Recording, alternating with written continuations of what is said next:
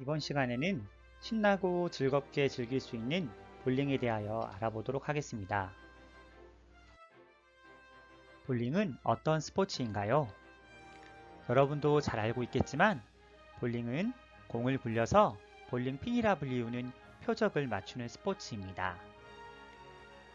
표적 도전 활동의 여러 종목 중에서 사격이나 양궁은 우리 주변에서 쉽게 접할 수 없는 반면 볼링은 주변에서 비교적 손쉽게 접할 수 있는 레저 스포츠입니다.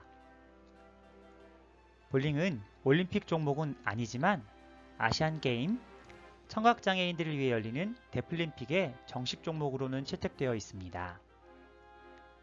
그렇다면 이런 볼링은 언제 시작되었을까요?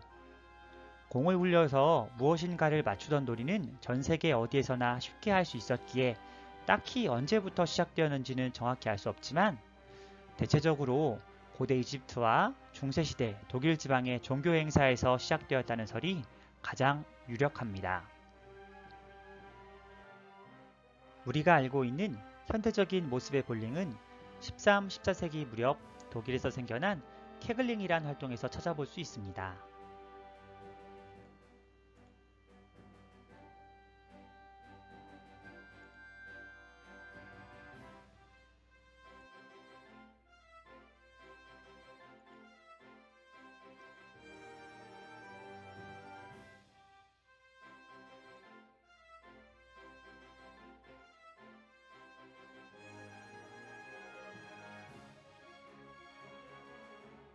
케글링은 악마의 상징인 케글레라는 나무 조각을 수도원 끝에 세워놓고 돌로 만든 공을 굴려 악마를 퇴치하는 퇴마술의 일종이었습니다.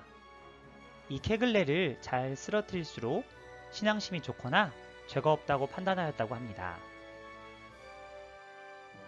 신앙심을 확인하거나 죄가 없는 것을 확인하기 위한 용도로 케글링이 사용되다 보니 처음에는 나무 조각이 한 개였다가 나중에는 더 맞추기 쉽게 점점 개수가 늘어나 최대 14개나 되기도 했다고 하며 독일 전역에 큰 인기를 끌었습니다. 이 중 여러분도 한 번쯤은 들어보았을 종교개혁가 마르틴 루터도 케글링 활동에 매료되었고 다양한 개수의 나무 막대수를 9개로 정하고 다이아몬드 형태로 세우는 규칙도 만들었다고 합니다. 이후 독일을 거쳐 유럽 전역에 확대되었고 다시 유럽을 거쳐 미국으로 전파되었습니다. 미국으로 건너간 볼링은 점차 도박과 같은 사행성으로 변질되었습니다.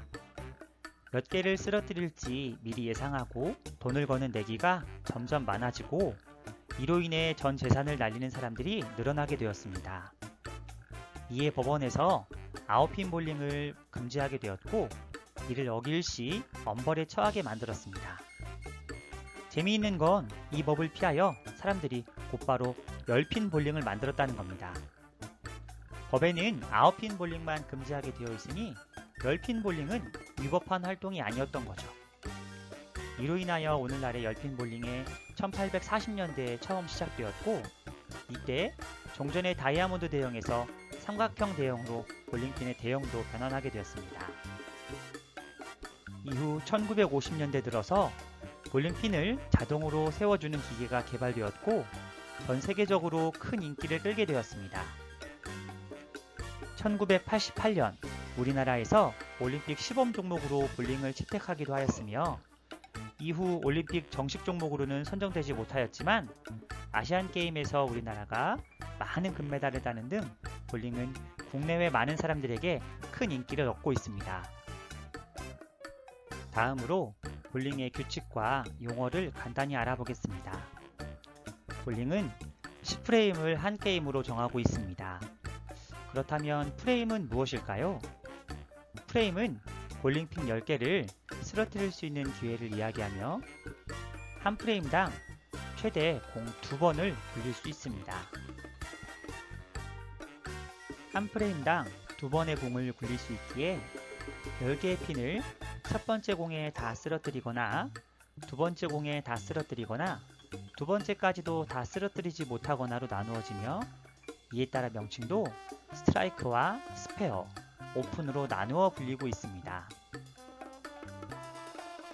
스트라이크는 핀 10개를 첫 번째 공으로 모두 쓰러뜨릴 때 쓰는 전문 용어입니다.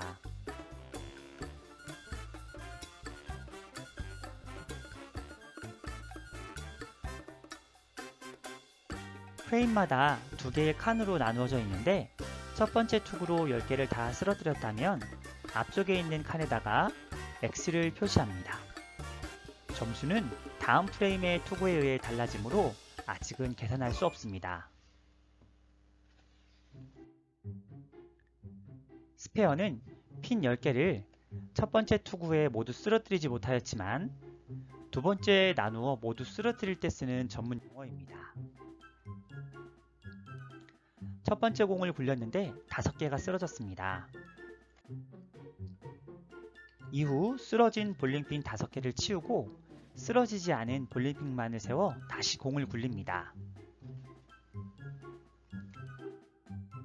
이후 두 번째 굴린 공으로 모두 핀이 쓰러졌을 경우에 스페어에 해당됩니다. 이때 점수를 기록하는 방법은 첫 번째 칸에 첫 번째 투구에 넘어진 볼링핀의 개수를 적고 두 번째 칸에는 사선으로 빗금을 긋습니다. 이는 다 쓰러졌다는 스페어의 표시입니다. 점수는 다음 프레임의 투구에 의해 결정되므로 아직 확정되지는 않습니다. 다음은 핀 10개를 두 번의 투구 동안에 모두 쓰러뜨리지 못한 경우입니다. 첫 번째 투구에 5개를 쓰러뜨렸다면 이후 투구에서는 이미 쓰러진 5개의 볼링핀을 치우고 쓰러지지 않은 볼링핀을 세워 다시 투구합니다.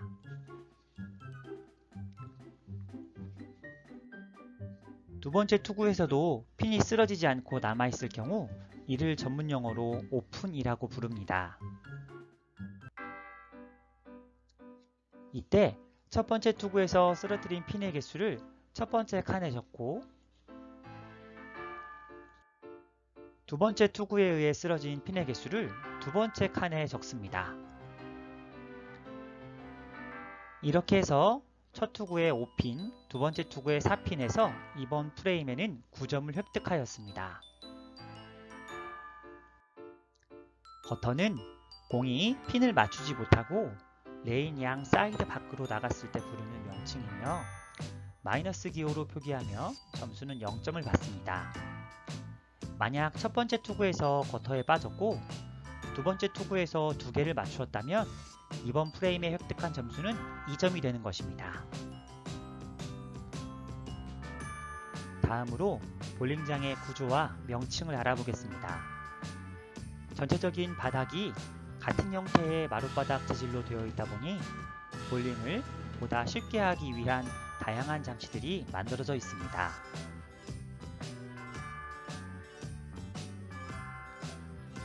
레인존은 볼링공이 굴러가는 바닥을 의미하며 단단한 마룻바닥처럼 되어 있습니다. 큰 충격에 견딜 수 있도록 여러 겹의 재질이 덧대어져 만들어져 있고 공이 잘 굴러갈 수 있도록 평평하고 미끌거립니다.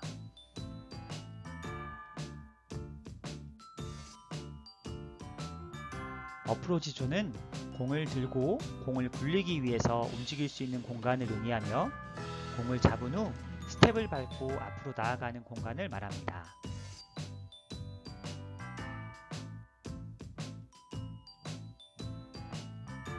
파울라인은 레인존과 어프로치 존을 나누는 경계선으로 이 선을 발이 넘어가게 되면 점수가 0점이 됩니다.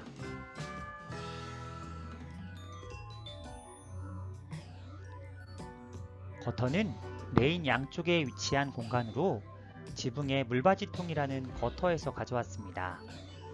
공이 핀을 향해 똑바로 나아가지 못하였을 경우 멀리 도망가는 것을 방지하기 위한 유도로 같은 역할을 합니다.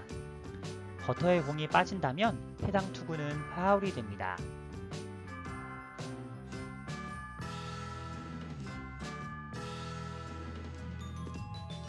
에이밍 스팟은 조준점으로 불리우며 총 7개가 있습니다.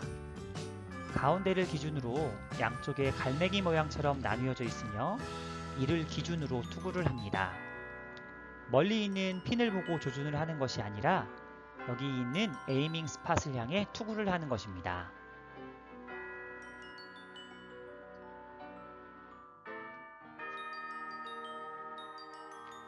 가이드 스팟은 안내점으로 불리우는 곳으로 에이밍 스팟의 기준을 잡아주는 곳이라 생각하면 쉽습니다.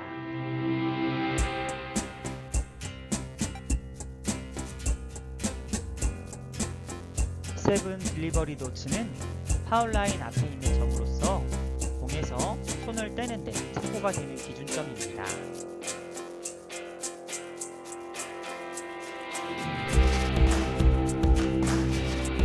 스탠스 스팟은 출발점으로 눌린 공을 잡고 앞으로 나아가기 위한 시작점을 잡는 것입니다. 보폭이 큰 사람은 뒤쪽 스탠스 스팟에서, 보폭이 짧은 사람은 앞쪽 스탠스 스팟에서 자세를 잡는 경우가 많습니다.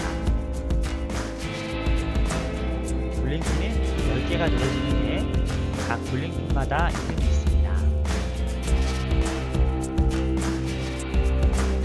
맨 앞쪽에 한가운데 있는 핀을 1번 핀으로 불리며 정면에서 바라보았을 때 다음 줄 왼쪽에 있는 볼링핀에서 다음 숫자가 붙습니다.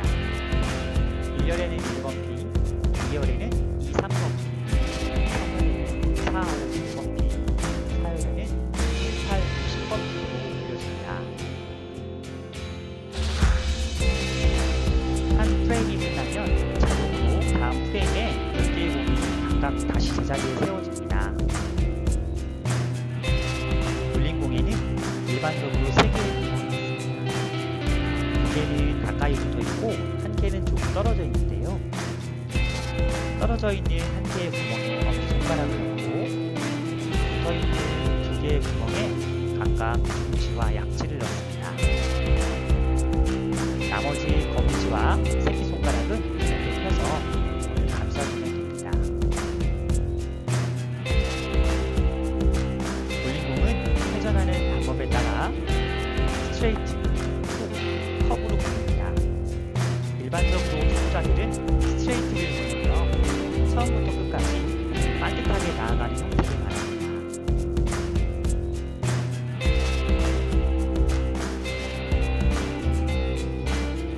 다음은 중급자들이 주로 쓰는 훅입니다.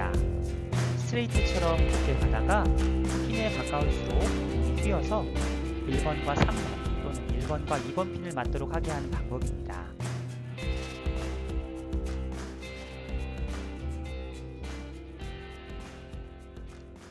마지막으로 상급자들이 가장 많이 쓰는 방법인 커브입니다. 공이 거터에 빠질 것처럼 보이다가 강한 회전력에 의해 다시 안으로 들어와 1번과 3번, 왼손잡이일 경우 1번과 2번을 맞출 수 있도록 강한 회전력을 주는 방법을 커브라고 합니다.